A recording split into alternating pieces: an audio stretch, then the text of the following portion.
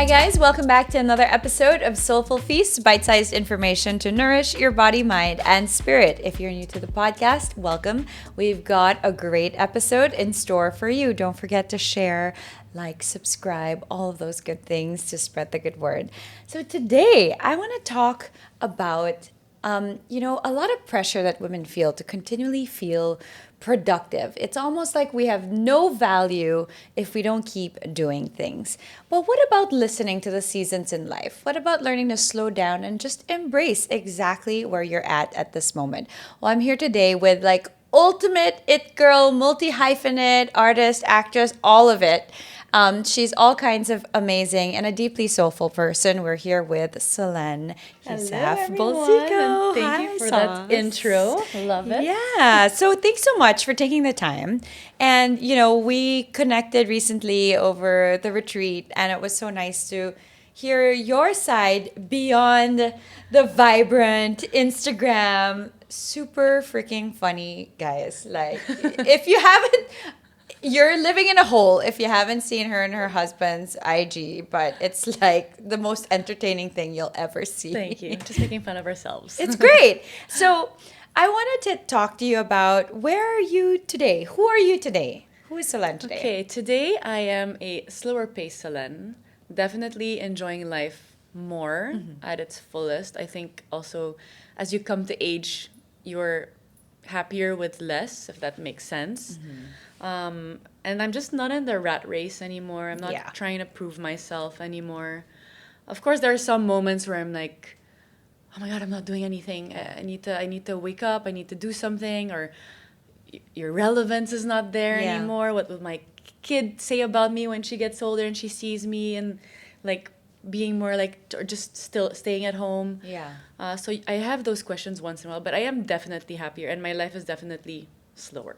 So before you got to that space, let's like rewind like a couple of years back to give people some context.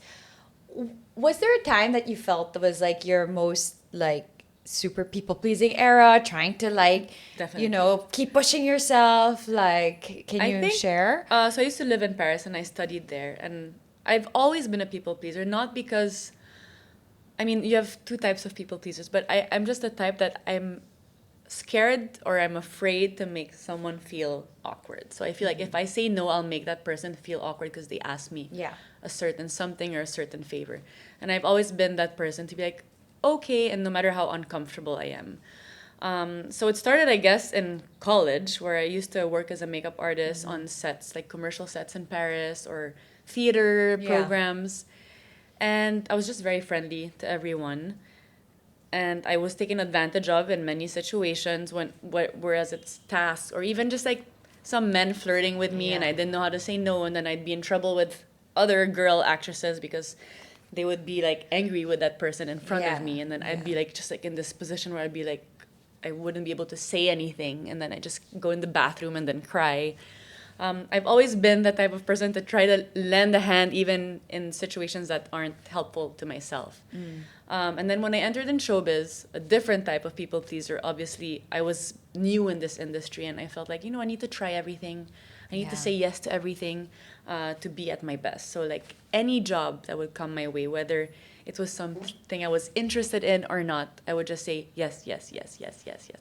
I mean, call it a go-getter. Some people would say she's a go-getter. But in some way, now that I look back, I'm like, why? Like, of course I learned from it, but in the same time, it's like, why are we always, trying to do more than or have more than what we have? We're always in this race of like, okay, I'm on a vacation. When's my next vacation? Oh, I'm enjoying this meal. Oh, my next meal, I want to have this. Like, everything is always what's next, what's next, what's next.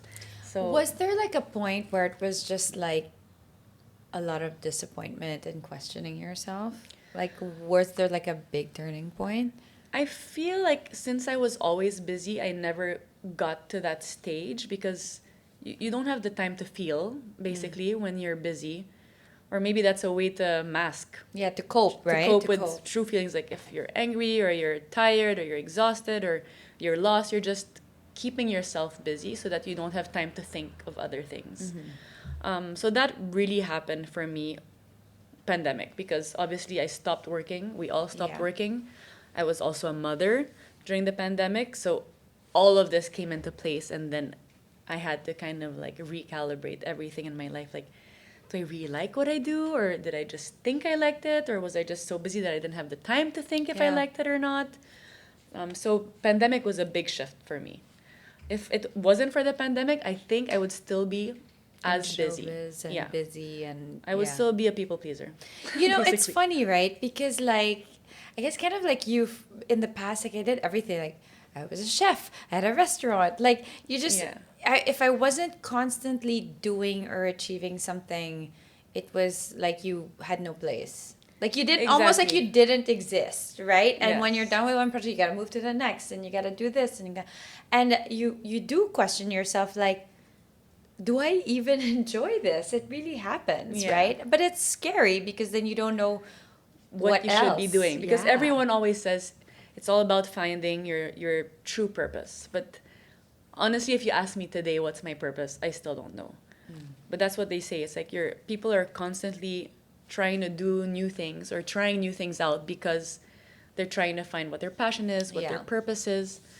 But for me, it's really like, if you want to be successful, and this is like business wise or happiness wise, you need to subtract and not. It's about subtraction, not addition, basically, because the more you add, you're just adding layers to something that's already kind of lost, that you'll never really get there. Whereas if you subtract, you like, okay, let's say in everything in life, I'm saying like the people, the places you hang out in, the shows you watch, you need to subtract. Okay, is this person helping me get to the place I want to be at? Or is this show I'm watching helping my energy and helping me get to the place I want to be in? Yeah. So it's really about subtracting, which is, for me, now I understand why if you want to be successful and if you want to be happy, you really need to do less, which is It's- what I'm doing now. It's interesting, right? You peel away the layers, even of yourself, Yes. right? Yeah. Like yeah, it's an unmasking, coming down back to the basics, coming home to yourself, and then you realize that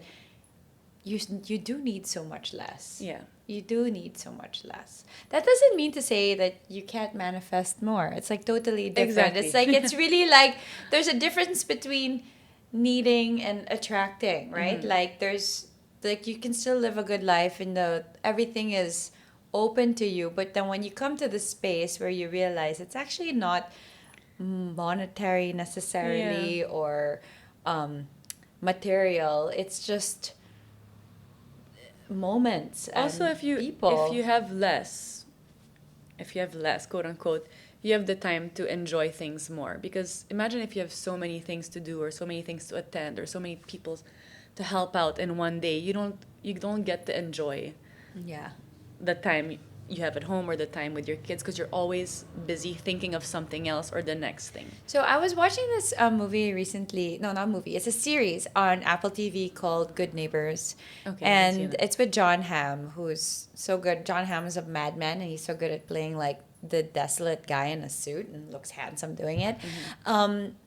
Anyway, a finance guy finds himself like without a job, divorced, whatever, but he's still kind of faking it through life. And I won't give away the premise of the thing, but he goes to these like out of body experiences with the old parties and social circles that he used to hang out in, and he's like, well, all of this is meaningless. Like I basically worked my whole life, I have everything that people think you want. You get the bigger house, the nicer car, whatever, but it's like empty because now I'm just alone. Yeah. Right, like my wife left me, whatever, my kids don't connect with me, like I'm just alone. And at the end of the day, like when is enough, right? So Exactly. you have I don't know if you've read this book about like the good. It's called The Good Life.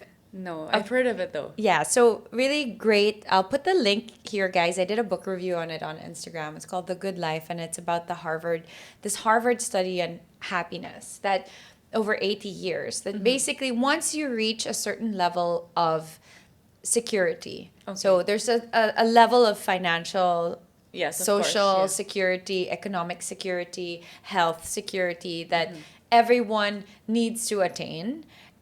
Beyond that, it actually causes you more suffering. Really. So it's like you're beyond that. It's like if you're not focusing on what really matters in life, it just brings you more unhappiness, right? Okay, So it's really interesting how, the people who just kept achieving and achieving more financially or career wise actually ended up very lonely and unhappy. And yeah, so it gives us thoughts to ponder. Coming back to the question of women, right? I Yes. think it's interesting because nobody faults a guy for being ambitious. And when you say, like, give a man's title in like an event, CEO of blah, blah, blah, they don't say CEO and father, right? And with True. women, it's always like, oh, yeah, she's a this, a that, a mother of three, right? And there's a lot of pressure for us to do everything all at once, right? I never noticed that, but now that you tell me, I'm It's like, you're true. right. Yeah. No one says like president of blah blah blah corporation and father of Yeah. five. Yeah, right? they don't. No, they always say it only for women, right? And it's like we're meant to be Multitaskers. everything. Yeah. Right. So how do you feel about that and where you are in your life right now? I mean, I do feel like, yes, we are multitaskers because women in general, I'm not saying men aren't, but we really are homemakers. Like, when it comes to the house, or at least in, I think maybe in the Philippines, it's very relevant also. We just take care of absolutely everything. The father, who I mean, Nico does so much with his kids and everything, but it's true when it's the house things, it's just not his thing. One, and two, I would rather not. Like, I literally just want to be on top of things when it's at home. So yeah, I guess they probably just get used to it also that, we're taking care of managing the staff, we're taking care of making sure everything's fixed at home, making sure that the kids are enrolled in school. Like, we do Yeah. all of that. And the men are supposed to do all the paperwork when it comes to like the family businesses and things like that. But yes, it's roles have shifted nowadays where the women work as well. Yeah. I just think men are, or at least the generation is just so used to the women doing things. And I honestly love it. It's probably also my language of love. I love to take care of my family. I love to take care of my kids. I like to make sure everything is neat and clean when my husband comes home. And I don't really feel like uncomfortable about it. It's just that sometimes when, let's say, we're in an event and I'm not doing as much anymore, like I'm not really shooting films, I'm not really attending many events, and I'm not launching anything new like a Yeah. book or a painting exhibit. Before, it was like I had like so many things going on, and now they're like, so Solenn, would you like to promote anything? Like you said a while Yeah. ago, maybe you want to promote something, and I'm like, actually no, like no. And then I'm okay saying it, but there are times where if I'm sitting with women that have so much, or like you said, they're CEO of a company, or they're working with charities and they're doing a million things, and then they ask me what I'm busy with, and I'm like, I paint and I'm with my kids. Sometimes I do feel like, oh my God, should I be doing something like Bigger. bigger? Right. Yeah. But then I get home and then I'm okay because I have nothing to prove to people anymore. And like, I guess the book that you were talking about, I think it's really coming at a certain age. Like, you do have to work. You do need to be comfortable monetary wise to be able to achieve certain things. Of course, money can't buy happiness, but money buys a lot of other things, which you need in life as well. Absolutely. But when you've come to a comfortable part of your life, which I feel is now, like in the 40s, then you need to learn how to enjoy it. Because some people at 40, they reach a certain point and then they're like, oh, I did this, so now I can do this, Yeah. and that. But then 50 above, you don't get to enjoy what you've worked so hard for. And I see it in my parents as well. Like, they've worked so hard and then they don't have the legs or the knees to be able to Absolutely. travel, or they're too tired, or it comes to this like sweet spot where you really need to learn how to be okay to let go and enjoy, and then also just like go with the flow after. And it's like a season in your life, right? Like, so to give you guys some context, we had the retreat that we went on was like Goddess Awakening. We talked about different goddess archetypes, and when Solenn took the test, it was like full Demeter Demeter, energy. yeah. So Demeter is like the mother goddess, right? She's the goddess of the harvest. She's the mother of Persephone, and her whole identity is tied with being a mother, with bearing fruit, with helping in the harvest season, with making this, being a mom. And we had a long chat about it, and that, there's sometimes like a bit of backlash, like the trad wife, this, like there's just like social media has kind of polarized people into like, are you a girl boss? Are you independent? Are you this? But there's space for everything. And, if there's one regret that I have, and I don't have many, and if you guys are regulars on this podcast, you know that there's a lot of shit in my life that I've done, and I don't regret it. But the few things that I do regret, and the number one is I didn't slow down when I had my children. They will never be babies again. Like, I'm constantly trying to hug Sebastian, who's turning 11 in like a month. He's like, Mom, don't sleep now with me. Just kiss me in the forehead. I was like, that's so sad, you know? Oh, like, there's no more cachichas to smell. There's no more, like, babies to cuddle.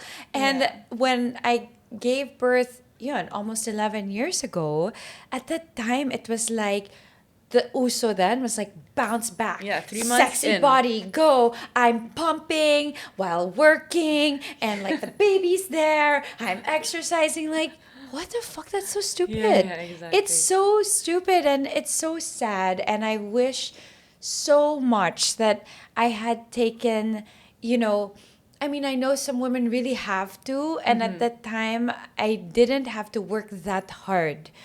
And it wasn't driven necessarily by necessity. It was driven by appearances. Yeah. And it was so sad because like I will never get those baby moments back.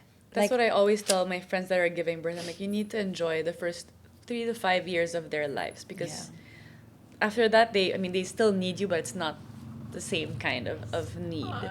And it's honestly the best, like the pandemic was the best moment of my life, because I was really home and I got to slow down and I got to, like I said, subtract so many things from my life, so many people, so many things. Yeah. And then now I'm just purely enjoying. But this also boils down all to social media, because when we went to college, There was nothing. It still wasn't there. Like, I remember having to buy like scratchy cards to have to call from France to Manila. So expensive. Yeah, there was no WhatsApp or all of those ads. And I think like the reason why people feel like we're always in the constant need to be productive is really because on social media, when you're scrolling, when you're always comparing, this person she's in this event, or oh my God, she's flying to this city, and then it makes you feel bad about yourself, because you're like, I'm just home and I'm pumping, or I'm taking care of my kids, or I'm just not doing anything, which is actually totally fine and honestly the best, but you won't realize it because of all the noise that we live in nowadays. Absolutely. Which is why it's really tricky. It's really tricky to balance both, because of course you need, especially in our line of work, you do need to be connected to the outer world in some way. But I think if it wasn't part of my business, I'd be completely off it. Absolutely. Like, I have this love-hate relationship with social media where it's like, I don't want to be on it anymore. Like, but then it's a big part of what I do. Exactly. And so I'm trying to treat it like a business, but then you also want to be authentic. So you're like, this is so stressful, right? Like, okay, like I'm trying to detach, but then I have to also, like, I want to be real. So like, it's like, and you want to share, but you so don't want weird, to overshare. right? Yeah. And then like, so I finally got over, it's so funny. So I finally got over like the idea of vanity metrics, right? So I read about this thing called vanity metrics. Like, you're looking at the number of followers they got, I've been on social media for a really long time, and for a number of stupid reasons, because I didn't embrace video, I got stuck at a number, and for a long time I obsessed over it, like, how do I grow this, blah blah blah. And then I finally got over it. I was like, I read this thing about like, don't count vanity metrics. Like, are you earning in your business? Are you connecting with your audience? Yes. Do you have a community? Are you happy with your community? I mean, my events are always full. I'm really happy with the people that I work with. I'm earning well. Like, I don't need to look at the vanity metrics anymore. So I'm like, yay, okay, I got over it. And then I met a client who was like, Oh, many? so we're gonna hire you, and I had to fight really hard to get you paid the same as the 100,000 and up followers. I was like, oh, I was like, oh, that's sad. Okay. But at the end of the day, I it's was like, oh, quality versus quantity. no, of course, right? but it was like, oh my God, people still measure you by the number, right? So Yeah. it's really this. It's such a toxic environment on the one hand, but it's also such a great environment to be able to connect and grow. And Exactly. you really have to make a conscious effort not to compare yourself. So does Solenn, like, what does Solenn like compare herself like to? Like, what are the triggers that you have on like social media? I would have to say it's maybe people that I see traveling.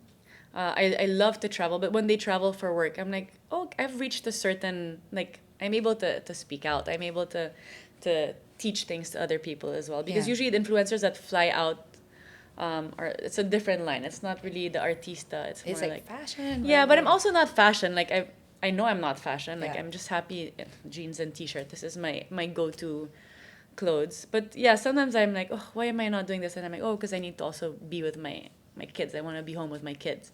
Then I get invited, and I always say no because I feel bad if I'm not putting my kid to sleep. I feel bad. But yeah, so there are days like for the invite. Thank you so much for that dinner. I was like, I'm going to go. I'm going to say yes, and I'm going to commit, and I'm going to make someone put my daughter to sleep. That's not me, and see how I feel. And honestly, again, once in a while, you need to be social also because it does keep you on track. Like I've noticed, there was a time where I really did not spend time with my friends. Like it was like if they came to me, fine, but I wouldn't go out. And then I had to attend an event. I forgot what brand. It was a social event, and I remember feeling so awkward and so lost because I'm like, I don't know who the Manila crowd is anymore. I don't know what people like to talk about. Yeah. I don't want to talk about just being a mom because obviously Yeah. when you're home, that's all you know and that's all you can share. So usually you connect with moms, you connect with Yeah. mothers, you connect with people that just gave birth. And I messaged Nico and I'm like, I'm so socially awkward, and I never thought I'd be in this position because I love to talk to people. I love people. I'm a social butterfly. That's who I was before.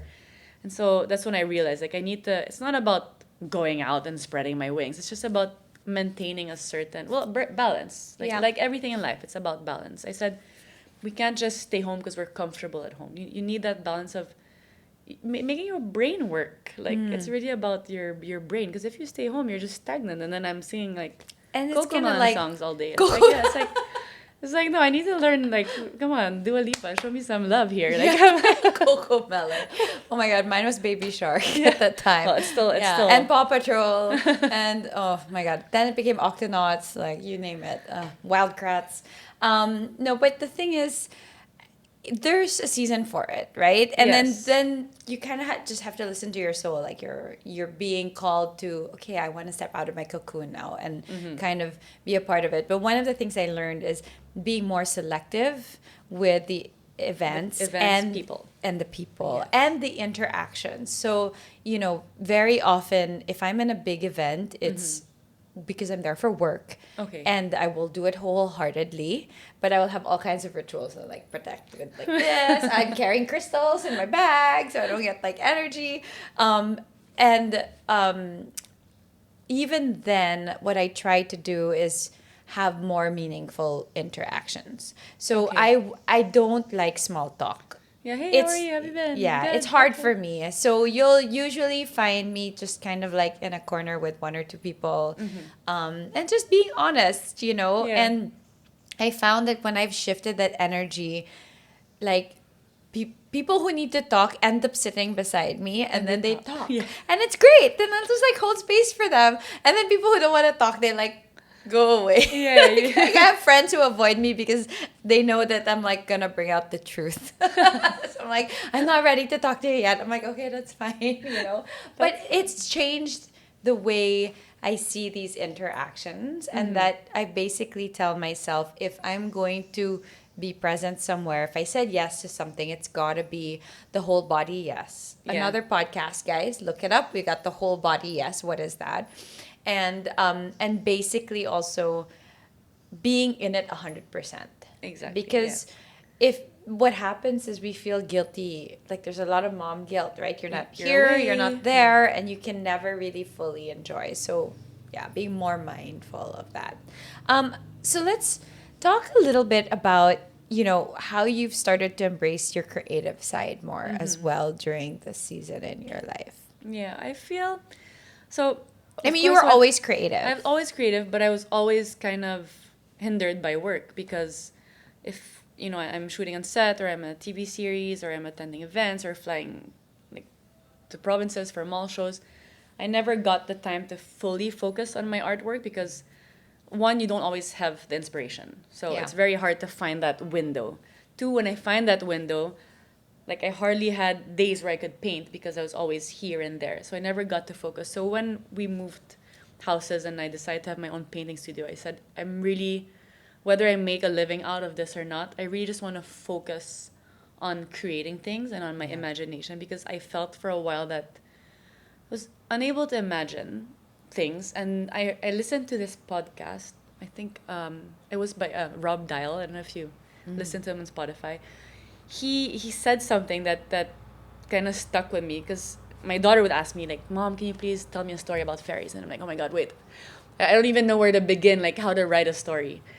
And he said something about imagination where when we grow older we feel like we have no imagination. Like as a child you can create all these stories, you can create masterpieces from scratch because your imagination is running free. But what he said is that we have the same amount of imagination, just our imagination controls us. So when you're a child, you control your imagination. You decide where it goes. Whereas when you're an adult, it's your imagination that controls you, which is why we have so much stress, so much anxiety, because you're going to bed with a million thoughts in your head, creating scenarios that don't even exist. Yeah. Always creating worst case scenario, not being able to sleep because you're thinking of the worst case scenario. And then it just kind of adds up and adds up and adds up, and you get stressed and you don't sleep and you can't work out and you're rude to your children because you don't sleep. And it's all because your imagination is controlling you. So when I heard that, I'm like, you're right. Like all these thoughts in my head, no one else is creating them but me. So my imagination is pretty wild and makes me believe like it's an actual truth. And so I was able to kind of re-center that and re-energize it into the art space in my studio. So That's amazing. now I try to refocus that imagination or that energy into creating paintings, whether they're nice or not, but they're very colorful, that's for sure. And I get to work when I want because again, I'm home with my children. Yeah. So whether I want to paint at 5 in the morning or at 11 p.m., I'm there and I have my space and I can do it. That's amazing. Whereas back then, being so busy and being constantly in that rat race of trying to do better and be better, I never had that time for myself. Yeah. So, I'm like very much into like Carl Young. You guys all know this. I love Carl Young. CJ, I was like, classic CJ, classic Carl Young. So one of the interesting things that in Jungian psychology or depth psychology, they talk about the wilderness that is within and without, right? Okay. And particularly for people who live in big cities like we do, who have no connection to nature, all those energies that is supposed to be transposed into the wild gets stuck inside us. So all the wildness of us before we became civilized humans, all the wildness has nowhere to go. And it inhabits our minds. And if there's no outlet, because it's all energy, it's just a flow of energy. Yeah. If there's no outlet, like you said, no offloading in a constructive way, no outpouring, then it eats us up inside. Yeah, makes sense. So, the whole concept of your imagination turning into something toxic because we're not using it to create something positive is like 100% spot on. And it's really interesting because for a long time, I felt that creativity needed to have a purpose, right? So, like, my main profession is a writer. So, every time I would write, there was an output. it's an article, it's Okay. whatever, an assignment, it's a script, whatever it Yeah. was. As a writer, there was always an output. It got published, it had this. It wasn't to like write just to write. Yeah. You know, that's why journaling is actually hard for me because not that it's hard for me, but it's not a practice that comes easy to me or is relaxing because it's like it's still work for me, right? Okay. Ish. And I decided this year to just create for creativity's sake, which is what happened with the song. Like it became like a gift, whatever, and then I started writing other songs with no No intention of no yeah. intention, like no desired output. And it kind of also unlocked creativity in other parts of my life and even in the writing side. And, speaking of imagination, we just released a podcast with Dr. Steve Eisenstadt of the Pacifica Graduate Institute, and he talks about the imaginal life. Okay. I think you should listen to it, Yeah. you'll enjoy it. And how the imagination can really cure us in many ways, and he gives some concrete tips on how to spark that creativity. And exactly that, when we're children we have this unbridled creativity, and when we're adults you lose it. And I know when I lost it, like I can't play with my kids. There was a time where I could really sit down and play make believe with them. Yeah. And then there's a time where I'm like kind of just managing. I'm just around, Yes. right? You stop playing with them and you're just But- managing. Yeah. And one of the things he says is to, let's say if you're a writer and you get stuck on something, is to channel your creativity in something else. Do something creative that's not writing. Drawing, painting, singing, Okay. dancing. Something and you're that, not really comfortable. yeah, and with. that will unlock the flow of creativity to wherever you are, you know? So it's really powerful and so special that you get to channel this in the everyday, and your artwork is just really stunning and like moving, you know? And because you see that there is so much, well, not just talent, but also soul behind it, you know? You can Thank see you. it. There's Yeah. layers. Yeah, it's beautiful. So let's talk a little bit about some concrete advice for, women out there. Like, what would you tell women who are feeling kind of unsure or feel like they're caught in their rat race and feel like they don't deserve to slow down? Okay.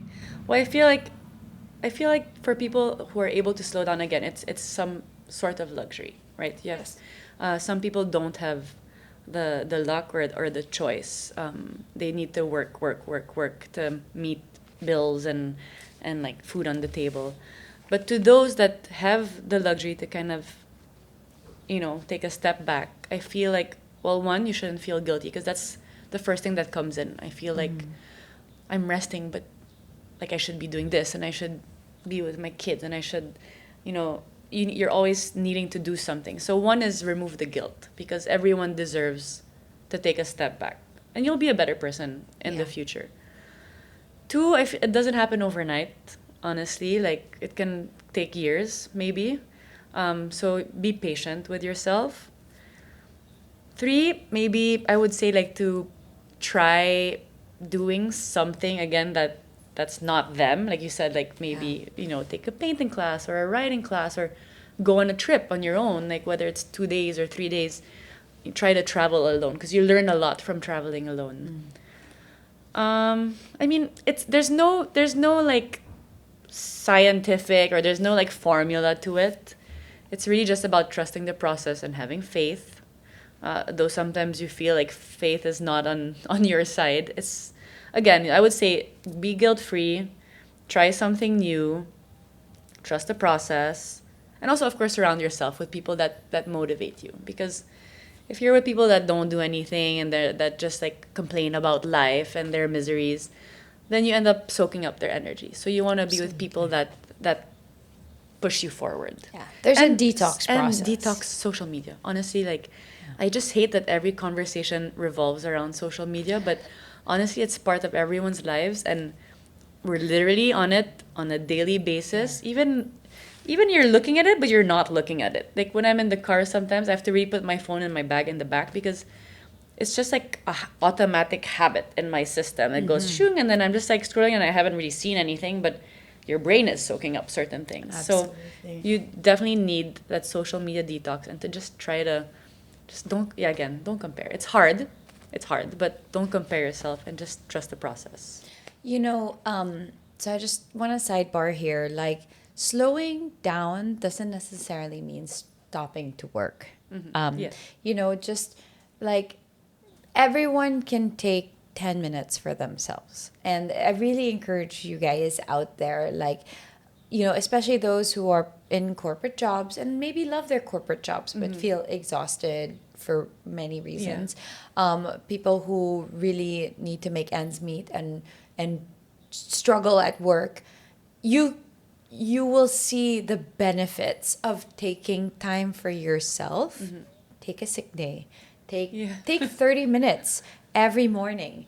Wake up an extra 30 minutes if you need to take that to center yourself, because those moments are what's going to fuel you when the moments get tough, right? Exactly. Like, I have to take my alone time every morning. Yeah. Like, I'm it's funny because I'm not in a slow down phase of my life. I'm actually in a very expansive phase work wise, but I feel like I'm slower and gentler with myself, if that makes sense. yeah. Like, work wise is like I'm going, I'm doing, like I have this like energy, but then I'm much more gentle with myself. That if I need to take that pause, if I need to take a rest, if I need to step back from social, I didn't post anything for like 1 week. I didn't even think about it because I just wanted to be with And my to family enjoy. and enjoy. So it's like, if you need to take those 10 minutes right now, if you're listening to this right now and it's your lunch break or no break, just take 10 minutes. The world will still be there after 10 minutes. Take a breath, listen to music, and just take it for yourself, because it will really give you what you need, and you have everything you need inside you. You know what I started doing with my phone? No. I actually started charging it in my bathroom.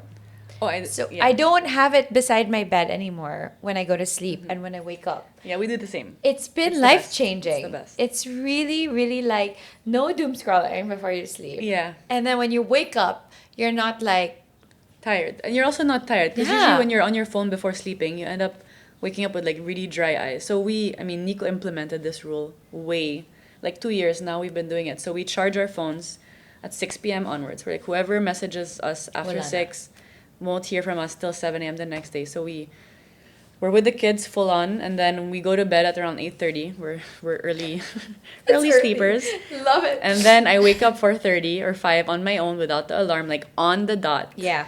And I don't check my phone till the kids are awake. Also, because I don't have a 9 to 5 job, so Yeah, yeah. I know that nothing's gonna happen till a certain time. So And honestly, nothing happens And before nothing- like people- 7 yeah, a.m., people- 8 a.m. It's fine. exactly. So you really wake up energized, and you're just a kinder person in every way, and more helpful, Absolutely. and probably more motivated to work. I would also suggest that. Also, it's just bad to have anything next to you at night. Yeah. Any gadgets. Last couple questions. What is your greatest fear as a mother? Death. I know. It's really... Yeah. I honestly, before, never thought about it. I was like, whatever. I love life. Oh, I'm gonna cry just because... Sorry. So yeah, before, I wasn't scared of it. Well, now, obviously, traumatized. Yes, my dad's sick, so that's one thing. But there's one thing that stuck to me that you were talking about in Vietnam when someone asked you, it was Christina, I think, or someone asked you about motherhood. And the way you put it into words, I was like, oh my gosh, she's so right. Like you were saying, the moment you have a child, you're just so afraid. You're afraid of everything. Which is also the imagination running wild. You're just always expecting the worst. So now when I travel, honestly, I was not afraid of being on a plane. The moment I'm on the plane, I'm texting Nico, I'm like, oh my god, we need to, we don't have our how do you call it? The will. The will's not ready, or the will's not here. And then the little amount of turbulence, I'm like, I'm gonna die. And it's not I'm not scared of me. I'm just scared, if I die, what's gonna happen to them? if they die, how am I gonna live? So, yeah. I know. There we go. Scared of death. It is. It's scary. Yeah, so that's the one thing I'm scared of. It's funny that we're talking about it because, like, sadly, a lot of people have passed away recently in our age group. True. And, at this age, 40s. It's frightening. Yeah. It is. It's. I spend a lot of time trying not to be afraid of death. Yeah. Because I feel like the more I think about it, the more it's gonna come for. Final destination. That's the worst. Right? And you're just like, so. But I'm exactly like you. Every time I travel alone, I freak out. Yeah, I freak out because, like, especially on the airplane. The plane, The plane really freaks me out. Like, what's gonna happen? And that's why I'm, like, happiest when I travel and we're all four together. of us. Because then, whatever, all for one for all. Yeah. And, you know, guys, I had this crazy experience in Mongolia where we all had, like, a near-death experience in the sandstorm. And my God, like, the only thing that mattered to me was that we were all alive. Yeah. And I had so much PTSD because it was like, I felt like such a bad mother for putting them in that situation. Like, why can't I take them to fucking Disneyland? Why am I putting... What are we doing in the desert? Like, why did I bring them here? It's my fault. And, like, I put them in danger. And I'm like, let's just go to Disneyland. Like, you know, like... But it's just, then it becomes so crippling and then you don't live life, right? Yeah, and it's a constant battle of, you know, quieting the fear. Yeah. And one of the things that really helped me was, you know, Sarah Black. She's so wonderful. Like my dad is sick as well. And my mom, I mean, they're in their 80s and death is much closer than we think. It's like it could happen anytime. Exactly. And it's hard to accept that it's a part of life. But when you do finally wholly accept that, that's the irony is that's when you can actually enjoy live life to your fullest. Yeah.